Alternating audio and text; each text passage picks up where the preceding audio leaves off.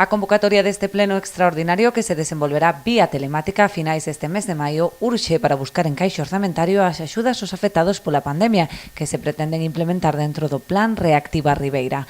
A pasada semana xa tivo lugar unha xuntanza con todos os grupos da corporación para presentar un borrador do documento que tamén se lle trasladou aos partidos que non o tiveron representación nas últimas eleccións, Ciudadanos, IPDR e Compromiso por Galicia. Unha etapa no que se empeza a normalizar non só a vida dos ciudadanos, sino a vida democrática deste Concello. En ese sentido, decir que entre os grupos pois temos acordado que a finales de mes vai haber un importante pleno, primeiro na nosa historia, que é por videoconferencia, no que se van a tratar pois basicamente asuntos que teñen que ver ca axuda aos nosos empresarios e comerciantes a través da previsible aprobación de presupuestos e de o que é o remanente que incorpora este Concello. O Executivo ten intención tamén de convocar outro pleno extraordinario a mediados de xuño para a sesión de control ao Goberno.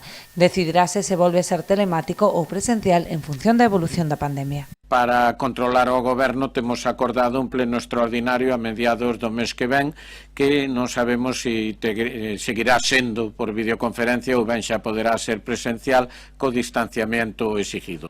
Por outra banda, o Concello de Ribeira anunciou a entrada en vigor novamente da zona azul que permanecía desactivada dende que se decretara o estado de alarma. Nestas primeiras xornadas non se procederá aínda a sancionar, posto que a Policía Local dedicarase a informar sobre a nova posta en marcha da medida.